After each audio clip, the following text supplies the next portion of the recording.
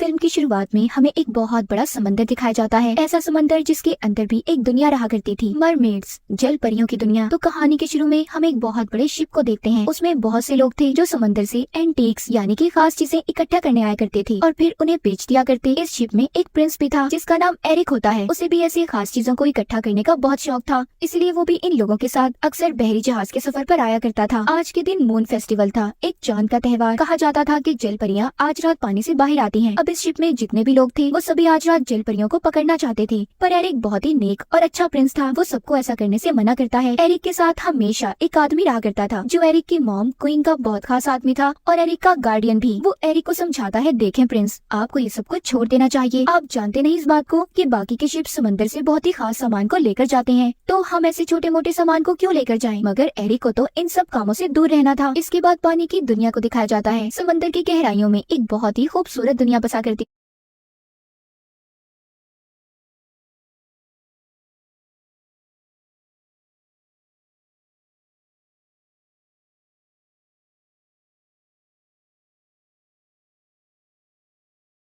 थी। ऐसी दुनिया जो हम अपने ख्यालों में भी नहीं देख सकते। समंदर के अंदर एक किंग रहा करता था जिसको पानी का देवता भी कहा जाता था। उनकी 7 बेटियां थी जो कि जल परियां होती हैं। वो अपनी 6 बेटियों को अपने पास बुलाते हैं, मगर यहाँ पर उनकी 7वीं बेटी नहीं थी, यानी कि सबसे छोटी, जिसका नाम एरियल था। किंग यहाँ पर अपने एक क्रैब केकड़े को बुलाते हैं। वो था तो एक क्रैब, पर वो किंग की हर बात मानता था, इसलिए किंग अब उसे एरियल को ढूंढने के लिए भेज देते हैं। क्रैब एरियल को ढूंढने के लिए निकल गया था। हमें पता चलता है कि एरियल इंसानों की चीजों की बहुत ही शौकीन थी। अक्सर वो इंसानों की चीजों की तलाश में बहुत दूर निकल जाया करती थी। एरियल की एक दोस्त भी थी जो कि एक छोटी सी फिश मछली थी। वो अक्सर उसके साथ रहा करती थी। एरियल हमेशा समंदर में डूबे टूटे हुए शिप्स पर जाती और इंसानों की चीजों को देखा करती थी। जो उसे अच्छी लगती वो उसे अपने पास भी रख लेती थी। अब उसे समंदर में एक टूटा हुआ शिप नजर आता है जो बहुत दूर था। जब ये उस जगह पर जाने वाली थी तो फिश इसे रोकती है और ये कहती है, देखो दूर मत जाना, मैंने सुना है उधर बहुत बड़ी बड़ी शार्क्स रहती हैं। पर एरियल नहीं सुनती और शिप में चली गई थी जहाँ पर उसे इंसानों की और भी बहुत सी चीजें मिलती हैं। तभी वहाँ पर एक बहुत बड़ी शार्क आ जाती है। उसने एरियल पर हमला कर दिया था,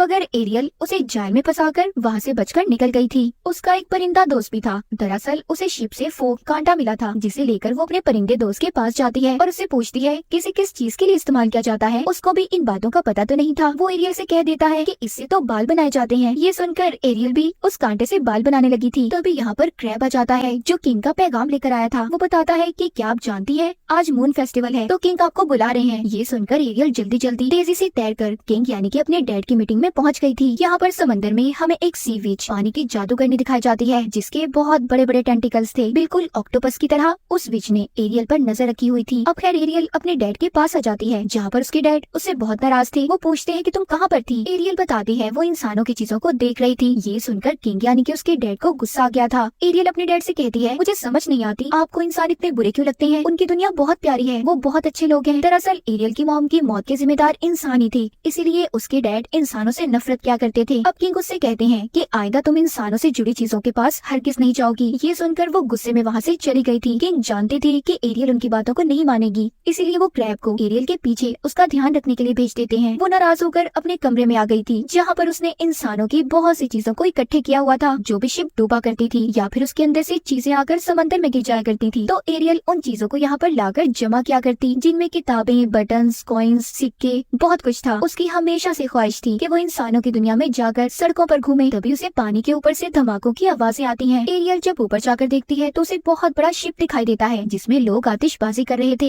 ये शिप किसी और का नहीं बल्कि प्रिंस एरिक का था। एरियल को ये चीजें देखकर बहुत खुशी होती है। वो सोचती है कि इंसान के पास कितनी नई नई चीजें हैं। दरअसल एरिक और उसके दोस्त शिप में जश्न मना रहे थे। एरिक भी आम इंसान की तरह उनके साथ मजे कर रहा था। उसके साथ जो गार्डियन रहा करता था वो एरिक को समझाता है, देखिए आप प्रिंस हैं, ऐसे मत करें। पर एरिक को तो इन चीजों की परवाह ही नहीं थी। एरियल भी उनकी ये बातें सुनती है तो उसे एरिक की ऐसी सोच अच्छी लग रही थी कि वो कितना अच्छा इंसान है। तभी यहाँ पर एरिक और उसके साथियों को पता चलता है कि अचानक से मौसम खराब हो गया है, बारिश भी होने लगी थी और समंदर में भी बहुत तेज लहरें थी, इतनी तेज कि वो इनके शिप को भी डुबा सकती थी। इसीलिए सबके सब शिप से कूदने लगते हैं। वो छोटी कश्तियों में बैठकर यहाँ से अपनी जान बचाना चाहते थे। इनके शिप में आग भी लग गई थी। सभी शिप से निकल आए थे सिवाय एरिक की। जब वो छलांग लगाने लगता है तो उसको पता चला था कि उसका डॉग अभी भी शिप में ही था, इसीलिए वो अब अपने डॉग को बचाने चाहता है। तो समंदर की एक लहर इतनी तेजी से आई थी, उसके शिप के 2 टुकड़े हो गए थे और एरिक समंदर में डूब जाता है। एरियल भी वहाँ पर ये सब देख रही थी। एरिक डूबता पानी की गहराइयों में चला गया था। वहाँ पर एरियल अब उसकी जान बचाती है। वो उसे पानी से निकाल कर बाहर ले आई थी। पहली बार उसने किसी इंसान को देखा था, उसे हाथ लगाया था, वो उसे बचाकर किनारे पर ले आती है। एरिक बेहोश था, वो उसे होश में लाने की कोशिश कर रही थी। यहाँ पर उसके जानवर दोस्त भी थे। वो सभी आपस में ये बातें करते हैं कि किंग को ये बात कोई नहीं बताएगा कि एरियल ने किसी इंसान की जान बचाई है। उधर एरियल एरिक को होश में लाने की कोशिश कर रही थी। वो गाना भी गाती है, मगर तभी महल से कुछ गार्ड्स आ जाते हैं जो एरिक की तलाश में आए थे। जब एरिक अपनी आंखें खोलता है तो गार्ड आकर उसे अपने साथ ले गए थे। उसने एरियल को नहीं देखा था, पर वो जानता था कि उसकी जान एक लड़की ने बचाई है। एरियल भी गार्ड को देखकर छुप गई थी। ये सब वो पानी की विच भी देख रही थी, जिसको हमने कहानी के शुरू में देखा था कि उसने एरियल पर नजर रखी हुई थी। उसका इस चीज के पीछे बहुत बड़ा मकसद था। अब हम एरियल को देखते हैं। जब से वो इंसान से मिली, यानी कि एरिक से, तब से और ज्यादा खोई खोई रहने लगी थी। अब तो वो इंसानों की दुनिया में जाना चाहती थी। हर रोज वो एरिक का इंतजार करती कि शायद वो कभी उसे ढूंढने पानी पर जरूर आएगा। दूसरी तरफ एरिक, जिसका इलाज चल रहा था, वो ठीक होकर अपनी मॉम के पास आता है, जो कि क्वीन थी। वो अपनी मॉम से पूछता है, क्या आप लोगों को वो लड़की मिली जिसने उस रात मेरी जान बचाई थी? उसकी मॉम कहती है, नहीं अभी तो नहीं, पर हाँ जल्दी हम उसे ढूंढ लेंगे, पर बेटे आपको भी आराम करना होगा। एरिक कहता है, नहीं मैं ठीक हूँ, मुझे बस जल्दी उस लड़की को ढूंढना है जिसने मेरी जान बचाई थी, मैं उसे देखना चाहता हूँ। एरिक को भी इस बात पर शक था कि शायद वो लड़की मरमेड, एक जल परी है जिसने उसकी जान बचाई थी। वो रोज समंदर के किनारे जाकर एरियल को ढूंढा करता था। वो शिप पर भी जाता है। उसे यकीन था कि अगर वो फिर से अपनी जान को खतरे में डालेगा तो वो जल परी उसे बचाने जरूर आएगी। उधर पानी में भी एरियल खोई खोई रहने लगी थी। उसकी बहनें समंदर में गिरी हुई शिप को हटा रही थी, जो कि एरिक का शिप था। एरियल यहाँ पर अपनी बहनों से कोई बात नहीं करती। अब उसके डैड को भी उस पर शक हो गया था कि एरियल को किसी इंसान से प्यार हो गया है। एरियल के डैड यानी कि किंग की बात क्रैब से पूछते हैं। उसने भी सब सच बता दिया था कि हाँ एरियल ने एक इंसान की जान को बचाया था। ये बातें सुनकर किंग को बहुत गुस्सा आ गया था। उनके पास बहुत पावर थी। वो वहाँ पर एरियल के पास रखी हुई इंसानों की चीजों को तबाह कर देते हैं। एरियल अपने डैड को बहुत रोक रही थी, पर वो तो किसी भी चीज से मना नहीं होते। ये सब देखकर एरियल बहुत दुखी हो गई थी। तभी उसके सामने शीशे में वही विच आ जाती है जिसने उस पर नजर रखी हुई थी। वो एरियल को बताती है कि मैं तुम्हारी आंटी हूँ। मुझे सब लोग सी विच, समंदर की जादूगरनी के नाम से जानते हैं, मगर मुझे पता है तुम्हें क्या चाहिए। अगर तुम वो सब चाहती हो तो तुम्हें मुझसे मिलने आना होगा। अब एरियल उस विच से मिलने चली गई थी। विच कहती है, मैं जानती हूँ कि तुम्हें एक इंसान से प्यार है और इंसानों की दुनिया में जाना चाहती हो। मैं तुम्हारी मदद कर सकती हूँ, पर इसके बदले तुम्हें मेरा एक काम करना होगा। मेरी एक शर्त है, वो ये कि तुम्हें मैं इंसान में बदल तो दूंगी, तुम्हें चलने के लिए पाँव भी दे सकती हूँ, पर तुम्हें 3 दिन के अंदर अंदर वापस आना होगा और अपने प्यार के बारे में उस इंसान को बताना होगा। मगर इसके बदले तुम्हें अपनी आवाज को मुझे देना है। अगर तुमने अपने प्यार के बारे में उस इंसान को ना बताया तो फिर तुम्हें हमेशा हमेशा के लिए मेरे पास रहना होगा। रियल इतनी सारी विच की शर्तों को सुनकर डर गई थी। वो वापस जाने लगती है। ये देखकर विच कहती है, ठीक है चली जाओ, मेरी बात मत मानो और सारी जिंदगी अपने डैड के साथ रहना, जो तुम्हें कभी भी इंसान से मिलने नहीं देंगे। ये सुनकर एरियल विच के पास वापस आ जाती है और उसकी हर बात मानने को तैयार हो गई थी। अब विच उस पर जादू करती है। सबसे पहले वो एरियल की आवाज को एक लॉकेट में कैद करके अपने गले में डाल देती है, जिसके बाद उसने एरियल को जल परी से एक इंसान में बदल दिया था। एरियल जो कि अब एक इंसान बन चुकी थी, तो उसका पानी में रहना मुश्किल हो रहा था। वो तैरती किनारे पर आ जाती है। दरअसल ये सारा कुछ विच की एक चाल थी।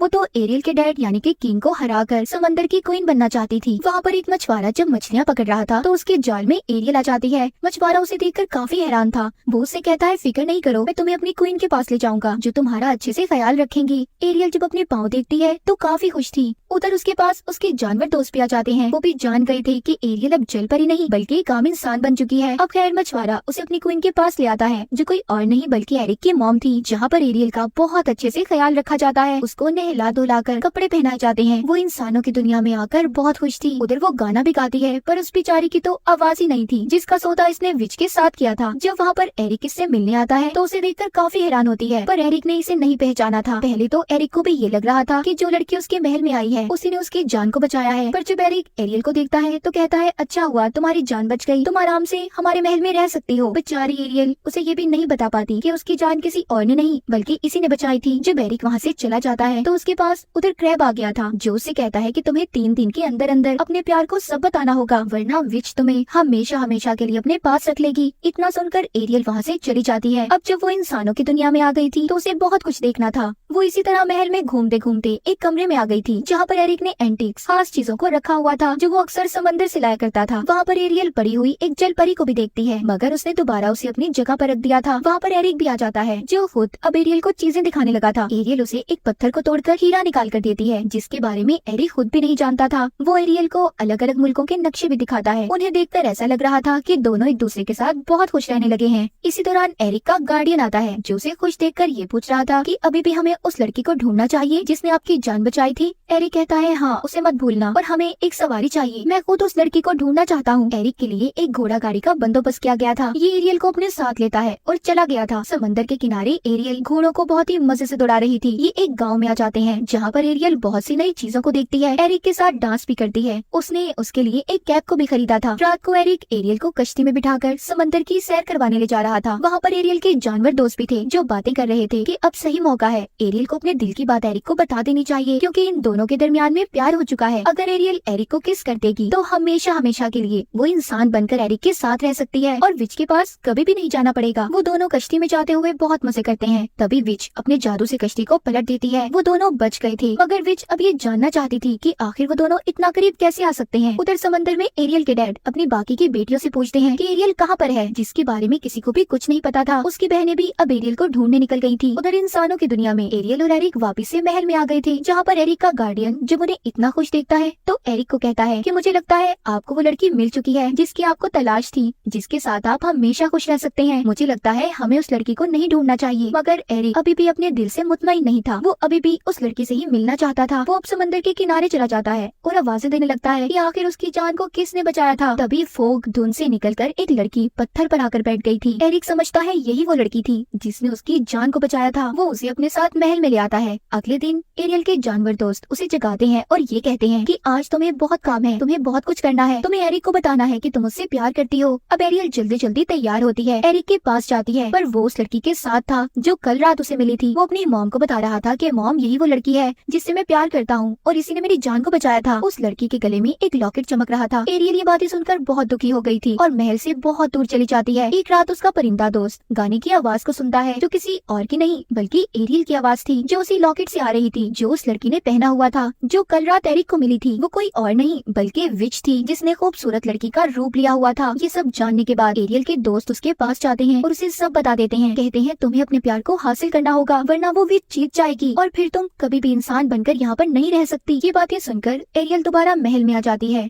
वहाँ महल में एरिक और उस लड़की की मंगनी होने वाली थी। एरिक की मॉम पूछती है क्या तुम वाकई इस लड़की से प्यार करते हो, क्योंकि कल तक तो तुम एरियल के साथ बहुत खुश थे। एरिक कहता है इस बारे में तो मैं खुद भी नहीं जानता कि आखिर बात क्या है। तभी वहाँ पर एरियल के दोस्त आ जाते हैं जिन्होंने उस लड़की यानी कि विच पर हमला कर दिया था। वहाँ पर एरियल आकर सबसे पहले उसके गले से लॉकेट को उतारती है जिसमें उसकी आवाज कैद थी। अपनी आवाज आने के बाद वो एरिक को बताती है कि मैं ही वो लड़की हूँ जिसने तुम्हारी जान बचाई थी। विच भी अपने असली रूप में आ गई थी। वो अपने बड़े बड़े टेंटिकल से सब पर हमला कर देती है। एरियल जब वापस जल परी के रूप में आ गई थी तो वो उसे अपने साथ दोबारा से समंदर में ले गई थी। समंदर में एरियल के डैड आ गए थे जिनको विच बताती है कि तुम्हारी बेटी की मुझसे डील हुई थी, एक ऐसी डील जो चाहकर भी तुम नहीं तोड़ सकते। अब एरियल के डैड अपनी बेटी को बचाने के लिए अपनी जान का सौदा विच से कर लेते हैं। विच ने अपने जादू से किंग को मार दिया था और उनका जादुई हथियार भी ले लेती है। विच का मकसद तो पूरा हो गया था। वो पूरे समंदर की क्वीन बनना चाहती थी जो उसने हासिल कर लिया था। वो एरियल को मारने वाली थी। तभी समंदर में एरियल को बचाने एरिक भी आ गया था, मगर विच अब अपने ऊपर जादू करती है और खुद को एक बहुत बड़े ऑक्टोपस में बदल लिया था जो पूरे समंदर जितना था। एरिक भी एक शिप पर लटका हुआ था। एरियल एरिक को बचाने की कोशिश कर रही थी। उधर विच एरियल को मारने की अलग अलग तरीके अपना रही थी। एरिक एक पहाड़ पर बैठ जाता है। एरियल जो कि शिप के पास थी वो शिप को घुमाकर विच के अंदर घुसा देती है जिससे उसका सारा जादू खत्म हो गया था और वो एक आम इंसान बनकर खत्म हो जाती है। उस विच के मरने के बाद एरियल के डैड किंग भी जिंदा हो गए थे। एरियल अपने डैड का जादुई हथियार भी उन्हें लाकर देती है, पर अब वो अपनी या एरिक के बारे में कोई बात नहीं करती क्योंकि उसके डैड ने उसकी खातिर अपनी जान को दे दिया था। उधर एरिक भी तैरकर समंदर के किनारे आ जाता है और अपनी मॉम से कहता है कि मुझे समंदर के अंदर जाना है एरियल को लाने। पर उसकी मॉम उसे समझाती है देखो ऐसा नहीं हो सकता, तुम एक आम इंसान हो जबकि वो एक जल परी। वो अपनी दुनिया में जा चुकी है। समंदर में एरियल के डैड क्रैब से पूछते हैं क्या मैंने सब ठीक किया? अगर सब कुछ ठीक हो गया है तो मेरी बेटी इतना उदास क्यों रहती है? क्रैब बताता है कि आपकी बेटी की खुशी इंसान बनने में है और एरिक के साथ है जिससे वो प्यार करती है। ये सुनने के बाद किंग अपनी बेटी को इंसान में बदल देते हैं। उधर एरिक अब तक एरियल का इंतजार कर रहा था। आखिरकार एरियल एक इंसान बनकर एरिक के पास पहुंच जाती है। वो दोनों मिल गए थे जिसके बाद अब एरियल हमेशा इंसान बनकर रहेगी। महल के अंदर दोनों की शादी हो जाती है। पूरी दुनिया घूमने के लिए ये तैयार बात थे। एरिक अपनी मॉम से मिलता है और जाने से पहले एरियल अपने डैड से मिलती है। उसके डैड बताते हैं कि मैं गलत था, हर इंसान बुरा नहीं होता, अब हम मरमेड्स मिलकर इंसानों के साथ रहेंगे। ये सुनकर एरियल बहुत खुश होती है, जिसके बाद ये दोनों हंसी खुशी अपने सफर पर निकल जाते हैं, जो सफर इनका पूरी दुनिया घूमने का था। और इसी के साथ इस मूवी की कहानी यहीं पर खत्म हो जाती है।